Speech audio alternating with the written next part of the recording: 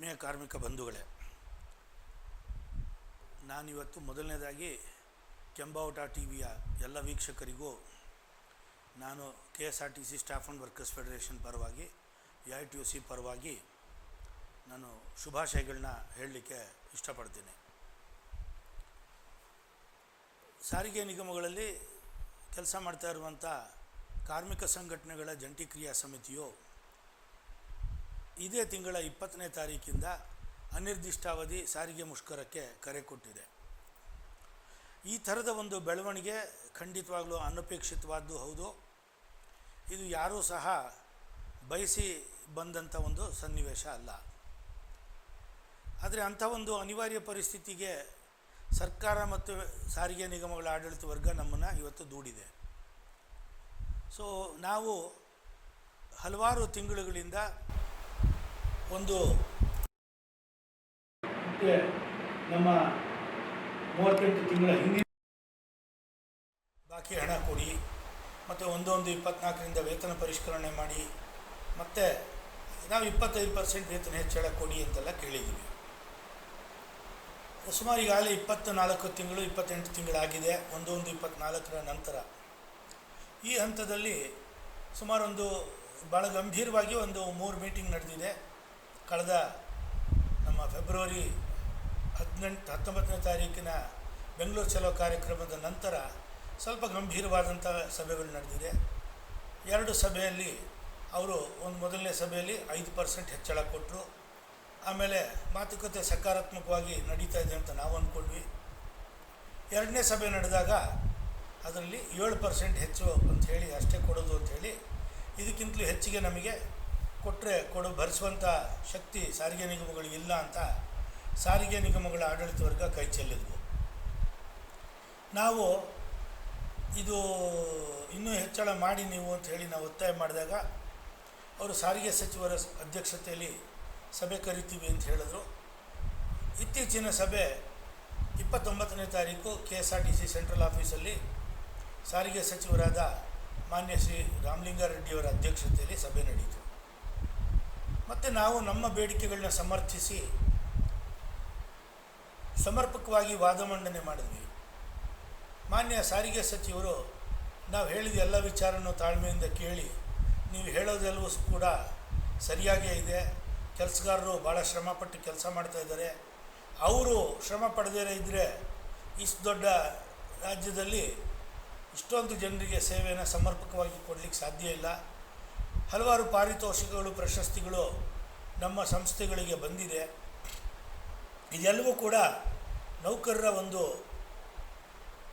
ಕೆಲಸ ಮತ್ತು ಅವರ ಒಂದು ಜವಾಬ್ದಾರಿ ನಿರ್ವಹಿಸ್ತಾ ಇರೋ ರೀತಿಯೇ ಕಾರಣ ಅಂತೆಲ್ಲ ಮೆಚ್ಚುಗೆ ಮಾತಾಡಿದ್ರು. ಆದರೆ ಸಾರಿಗೆ ನಿಗಮಗಳು ಇರ್ತಕ್ಕಂಥ ಹಣಕಾಸಿನ ಪರಿಸ್ಥಿತಿಯಲ್ಲಿ ಇದಕ್ಕಿಂತಲೂ ಹೆಚ್ಚಿಗೆ ಕೊಡೋದು ಕಷ್ಟ ಅಂತ ಇದ್ದಾರೆ ಮ್ಯಾನೇಜ್ಮೆಂಟು. ನೀವು 25% ಕೇಳ್ತಾ ಇದ್ದೀರಿ, 7% ಕೂಡ ಅಂತಿಮ ಪ್ರಸ್ತಾವನೆ ಅಲ್ಲ, ಮತ್ತು ನೀವು ಕೇಳುವಂಥ 25% ಕೊಡೋಕ್ಕೆ ಸಾಧ್ಯ ಇಲ್ಲ. ಎಷ್ಟು ಕೊಡಲಿಕ್ಕೆ ಸಾಧ್ಯ ಇದೆ ಅನ್ನೋದನ್ನು ಮಾನ್ಯ ಮುಖ್ಯಮಂತ್ರಿಗಳ ಜೊತೆಯಲ್ಲಿ ಚರ್ಚೆ ಮಾಡಿ ಘೋಷಣೆ ಮಾಡ್ತೀವಿ ಅಂತ ಅವರು ಹೇಳಿದರು.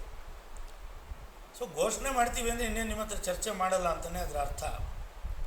ಸೊ ಅದರಿಂದ ಜಂಟಿ ಕ್ರಿಯಾ ಸಮಿತಿ ಈ ಇಡೀ ಸಭೆಯ ಬೆಳವಣಿಗೆಗಳ ವಿಮರ್ಶೆ ಮಾಡಿ 20ನೇ ತಾರೀಕಿಂದ ನಾವು ಮುಷ್ಕರಕ್ಕೆ ಹೋಗೋದು ಸೂಕ್ತ ಅನ್ನುವಂಥ ತೀರ್ಮಾನ ಮಾಡಿ ಕೂಡಲೇ ಮುಷ್ಕರದ ನೋಟಿಸನ್ನು ನಾವು 29ನೇ ತಾರೀಕೆ ಮಾನ್ಯ ಮುಖ್ಯಮಂತ್ರಿಗಳಿಗೆ, ಸಾರಿಗೆ ಸಚಿವರಿಗೆ ಮತ್ತು ಎಲ್ಲ ಮ್ಯಾನೇಜ್ಮೆಂಟ್ಗೆ ಅದನ್ನು ಕಳಿಸಿದ್ದೀವಿ. ಸೊ ಈಗ ಈ ಒಂದು ಮುಷ್ಕರದ ಸಿದ್ಧತೆಯ ಭಾಗವಾಗಿ ಇವತ್ತು ಪತ್ರಿಕಾಗೋಷ್ಠಿ ಇತ್ತು, ಮತ್ತು ಸದ್ಯದಲ್ಲೇ ಒಂದು ಕರಪತ್ರವನ್ನು ಕೂಡ ನಾವು ಮಾಡ್ತಾಯಿದ್ದೀವಿ. ಎಲ್ಲ ಸಂಘಟನೆಗಳು ಕೂಡ ತಮ್ಮ ತಮ್ಮ ರಾಜ್ಯ ಮಟ್ಟದ ಸಭೆಗಳನ್ನು ನಡೆಸಿ ಈ ಮುಷ್ಕರಕ್ಕೆ ತಯಾರಿನ ಎಲ್ಲ ಜಂಟಿ ಕ್ರಿಯಾ ಸಮಿತಿಯ ಎಲ್ಲ ಅಂಗ ಸಂಘಟನೆಗಳು ತಮ್ಮ ತಮ್ಮ ಸಂಘಟನೆಗಳ ವೇದಿಕೆಗಳಲ್ಲಿ ಇದನ್ನು ಸಿದ್ಧತೆಯನ್ನು ಮಾಡ್ತಾಯಿದ್ದಾರೆ. ಮತ್ತು ಜಂಟಿ ಕ್ರಿಯಾ ಸಮಿತಿ ವತಿಯಿಂದ NWKRTCಯ ಏನು ಕೇಂದ್ರ ಸ್ಥಾನ ಇದೆ ಹುಬ್ಬಳ್ಳಿ, ಅಲ್ಲಿ 9ನೇ ತಾರೀಕು ಈ ತಿಂಗಳು ಅಂದರೆ ಮುಂದಿನ ಶನಿವಾರ ಅಲ್ಲಿ ಒಂದು ಸಿದ್ಧತಾ ಸಮಾವೇಶನ ಮಾಡ್ತಾ ಇದ್ದೀವಿ. ಮುಷ್ಕರದ ಸಿದ್ಧತಾ ಸಮಾವೇಶ. 2ನೇ ಸಮಾವೇಶ ಗುಲ್ಬರ್ಗಾದಲ್ಲಿ KKRTCಯ ಕೇಂದ್ರ ಸ್ಥಾನ ಕಲಬುರಗಿಯಲ್ಲಿ 12ನೇ ತಾರೀಕು ಇದೇ ತಿಂಗಳು ನಾವು ಸಮಾವೇಶ ಮಾಡ್ತಾಯಿದ್ದೀವಿ. ಮತ್ತು 14ನೇ ತಾರೀಕು ಮೈಸೂರಲ್ಲಿ, 16ನೇ ತಾರೀಕು ಬೆಂಗಳೂರಲ್ಲಿ ಸಮಾವೇಶಗಳನ್ನ ನಡೆಸಿ ಈ ಮುಷ್ಕರದ ಸಂದೇಶವನ್ನು ಎಲ್ಲ ಜನರಿಗೂ ತಲುಪಿಸುವಂತಹ ಕೆಲಸವನ್ನು ನಾವು ಮಾಡ್ತಾಯಿದ್ದೀವಿ. ಈ ಸಂದರ್ಭದಲ್ಲಿ ಸಾರಿಗೆ ನೌಕರರ ಮಧ್ಯದಲ್ಲಿ ಎಲ್ಲ ಕಾರ್ಮಿಕ ಸಂಘಟನೆಗಳು ಒಗ್ಗಟ್ಟಾಗಿ ಹೋರಾಟ ಮಾಡದೆ ನ್ಯಾಯ ಸಿಗುತ್ತೆ ಅನ್ನುವಂಥ ಅಭಿಪ್ರಾಯ ಇದೆ. ಸಾಮಾನ್ಯ ಕಾರ್ಮಿಕರ ಈ ಒಂದು ಭಾವನೆ ನಿಜವಾಗ್ಲೂ ಮೆಚ್ಚುವಂಥದ್ದೇ. ಐಕ್ಯತೆ ಬಗ್ಗೆ ಅವ್ರಿಗಿರ್ತಕ್ಕಂಥ ಕಾಳಜಿ ನಾವು ನಿಜವಾಗ್ಲೂ ಒಪ್ಕೊಳ್ಳೇಬೇಕು. ಆದರೆ ವಾಸ್ತವಾಂಶ ಏನು ಅಂದರೆ, 2 ಪ್ರಧಾನವಾದಂಥ ಕಾರ್ಮಿಕ ಸಂಘಟನೆಗಳ ಒಂದು ಜಂಟಿ ವೇದಿಕೆ ಇದೆ. ಒಂದು ನಮ್ಮ ಜಂಟಿ ಕ್ರಿಯಾ ಸಮಿತಿ. ಆಗಲೇ ಹೇಳಿದಾಗೆ ನಮ್ಮ ಬೇಡಿಕೆಗಳು ಭಾಳ ಸರಳವಾಗಿದೆ. 38 ತಿಂಗಳ ಅರಿಯರ್ಸ್ ಕೊಡಬೇಕು, ಹಿಂದಿನ ವೇತನ ಪರಿಷ್ಕರಣೆದು 1/1/24ರಿಂದ 4 ವರ್ಷ ಅಗ್ರಿಮೆಂಟ್ ಆಗಬೇಕು, ಮತ್ತು 25% ವೇತನ ಹೆಚ್ಚಳ ಕೊಡಬೇಕು, ಇನ್ಕ್ರಿಮೆಂಟ್ ಜಾಸ್ತಿ ಆಗಬೇಕು, ನಮ್ಮ ಬಾಟಾ ಜಾಸ್ತಿ ಆಗಬೇಕು, ನಮ್ಮ ಫಾರಮ್ 4ಅಲ್ಲಿರ್ತಕ್ಕಂಥ ನ್ಯೂನತೆಗಳು ಸರಿಯಾಗೋ ರೀತಿಯಲ್ಲಿ ಚರ್ಚೆ ಆಗಬೇಕು. ಇವೆಲ್ಲ ನಮ್ಮ ಬೇಡಿಕೆಗಳು. ಇನ್ನೊಂದು ಒಕ್ಕೂಟ ಅಂತ ಇದೆ. ಅದರ ಪ್ರಧಾನವಾದಂಥ ಸಂಘಟನೆ ಕರ್ನಾಟಕ ಸಾರಿಗೆ ನೌಕರರ ಕೂಟ. ಆ ಸಾರಿಗೆ ನೌಕರರ ಕೂಟ, ಅದರ ನೇತೃತ್ವದಲ್ಲಿ ಇನ್ನೊಂದು ಒಕ್ಕೂಟ ಅಂತ ಇದೆ. ಆ ಒಕ್ಕೂಟದ ಬೇಡಿಕೆಗಳು ಬೇರೆ ಇದ್ದಾವೆ. ಅವರೇನು ಕೇಳ್ತಾರೆ, ಈಗ ಎಷ್ಟಾದರೂ ಕೊಡ್ರಿ, ಇವಾಗ ಕೊಟ್ಟಿರ್ತಕ್ಕಂಥ 7% ಸಾಕು, ಇದನ್ನು ತಾತ್ಕಾಲಿಕ ಪರಿಹಾರ ಇಂಟರಿಮ್ ರಿಲೀಫ್ ಅಂತ ಕೊಡ್ರಿ, ಸಾರಿಗೆ ಸಂಘಟನೆಗಳ ಕಾರ್ಮಿಕ ಸಂಘಟನೆಗಳ ಮಾನ್ಯತೆಗೆ ಚುನಾವಣೆ ನಡೆಸಿ, ಅಲ್ಲಿ ಯಾರು ಮಾನ್ಯತೆ ಪಡ್ಕೊಂಬರ್ತಾರೋ, ಜನಬೆಂಬಲ ಪಡ್ಕೊಂಬರ್ತಾರೋ ಅವ್ರ ಮಾತುಕತೆ ಮುಂದುವರಿಸಿ ವೇತನ ಪರಿಷ್ಕರಣೆನ ಹೆಚ್ಚಳ ಮಾಡಲಿ ಅನ್ನುವಂಥ ಡಿಮಾಂಡನ್ನು ಅವರಿಟ್ಟಿದ್ದಾರೆ. ಸೊ ಬೇಡಿಕೆಗಳೇ ಈ ರೀತಿ ಬೇರೆ ಬೇರೆ ದಿಕ್ಕಿನಲ್ಲಿರುವಾಗ ನಾವು 7% ಸಾಲದು 25% ಕೊಡ್ರಿ ಅಂತ ನಾವು ಅಂತೀವಿ. ಇಷ್ಟನ್ನೇ ನೀವು ತಾತ್ಕಾಲಿಕ ಪರಿಹಾರವಾಗಿ ಘೋಷಿಸಿ ಚುನಾವಣೆ ಮಾಡಿ ಮಾನ್ಯತೆ ಪಡೆಯೋದಕ್ಕೆ ಅಂಥೇಳಿ ಅವ್ರು ಕೇಳ್ತಾರೆ. ಅವ್ರ ಲೆಕ್ಕಾಚಾರ ಏನು? ಈ 7%ನ್ನು ತಾತ್ಕಾಲಿಕ ಪರಿಹಾರ ಅಂತ ಘೋಷಣೆ ಮಾಡಿ ಚುನಾವಣೆಗೆ ಹೋದರೆ ನಾವು ತೆಲಂಗಾಣದ ಥರ ಸರ್ಕಾರಿ ನೌಕರರು ಮಾಡಿಬಿಡ್ತೀವಿ, ಸಮಾನ ವೇತನಕ್ಕೆ ಹೋರಾಟ ಮಾಡ್ತೀವಿ, ನಮ್ಗೆ ಓಟ್ ಕೊಡ್ರಿ ಅಂತ ಕೇಳಿದ್ರೆ ಭಾಳ ಸಲೀಸಾಗಿ ಸಾರಿಗೆ ನಿಗಮಗಳ ಕಾರ್ಮಿಕ ಚಳವಳಿ ನಾಯಕತ್ವ ಸಿಕ್ಕಿಬಿಡುತ್ತೆ ಅಂಥೇಳಿ ಅವ್ರ ಲೆಕ್ಕಾಚಾರ. ನಾವು ಚುನಾವಣೆಗೆ ವಿರೋಧ ಇಲ್ಲ. ಈ ಚುನಾವಣೆ ಮೂಲಕನೇ ಮಾನ್ಯತೆ ಪ್ರಶ್ನೆ ಇತ್ಯರ್ಥ ಆಗಬೇಕು ಅಂತ ಹೋರಾಟ ಮಾಡಿದ್ದು KSRTC staff and workers federation.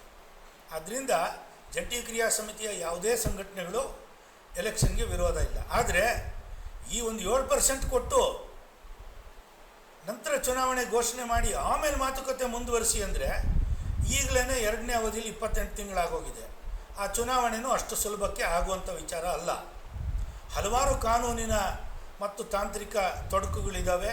ಅವೆಲ್ಲವನ್ನೂ ನಿವಾರಣೆ ಮಾಡ್ಕೊಂಡು ಚುನಾವಣೆ ಮಾಡೋಷ್ಟರಲ್ಲಿ 28ನೇ ಇಸ್ವಿನೂ ಬಂದುಬಿಡುತ್ತೆ.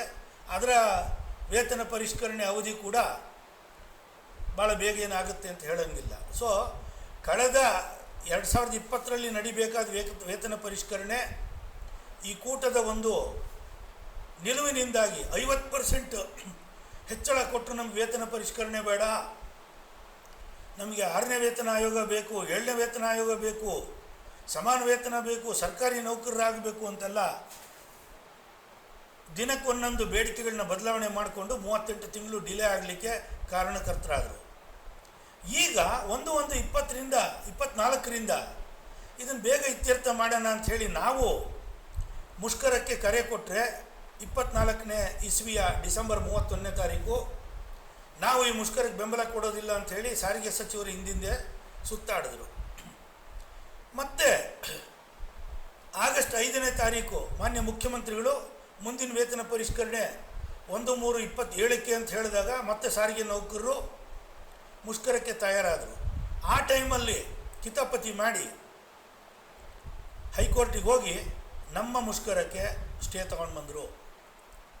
ಈಗ ಅವ್ರು ನಮ್ಮನ್ನು ಕರೀತಾನೆ ಇಲ್ಲ, ಈ ರೀತಿ ಹೋರಾಟಕ್ಕೆ ಬೆನ್ನು ತೋರಿಸುವಂಥವ್ರು, ಹೋರಾಟಕ್ಕೆ ಅಡ್ಗಾಲು ಹಾಕುವಂಥವ್ರು, ಮತ್ತು ಜನಗಳಿಗೆ ಹಿತಕ್ಕೆ ಪೂರಕ ಅಲ್ಲದಿರ್ತಕ್ಕಂಥ ಬೇಡಿಕೆಯನ್ನು ಮುಂದಿಟ್ಕೊಂಡು ಜನಗಳನ್ನು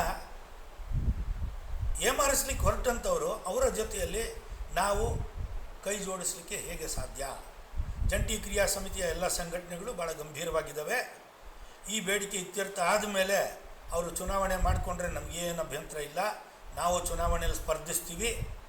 ಚುನಾವಣೆಗೆ ಸರಿಯಾದ ರೀತಿಯಲ್ಲಿ ಆಗಬೇಕು ಅಂತಲೂ ಹೋರಾಟ ಮಾಡ್ತೀವಿ. ಅದರ ಪರಿಜ್ಞಾನ ಕೂಟದವರಿಗೆ ಇಲ್ಲ. ಅದನ್ನು ಮುಂದಿನ ಇನ್ನೊಂದು ವಿಡಿಯೋದಲ್ಲಿ ತಿಳಿಸೋಣ. ಈಗ ನಾವು ಬೇರೆ ಯಾವುದೇ ರೀತಿಯ ಡೈವರ್ಷನ್ಗೆ ಅವಕಾಶ ಕೊಡದೆ ಒಮ್ಮನಸ್ಸಿನಿಂದ ಎಲ್ಲ ಸಾರಿಗೆ ನೌಕರರು 4 ನಿಗಮಗಳಲ್ಲಿ ಡ್ರೈವರ್ಸು, ಮೆಕ್ಯಾನಿಕ್ಸು, ಕಂಡಕ್ಟರ್ಸು ಮತ್ತು ಆಡಳಿತ ಸಿಬ್ಬಂದಿ, ಅಧಿಕಾರಿಗಳು ಎಲ್ರಿಗೂ ಸಹ ಈ ಒಂದು ವೇತನ ಪರಿಷ್ಕರಣೆ ನ್ಯಾಯಸಮ್ಮತವಾಗಿ ಆಗಬೇಕಾದಂಥ ಅನಿವಾರ್ಯತೆ ಇದೆ.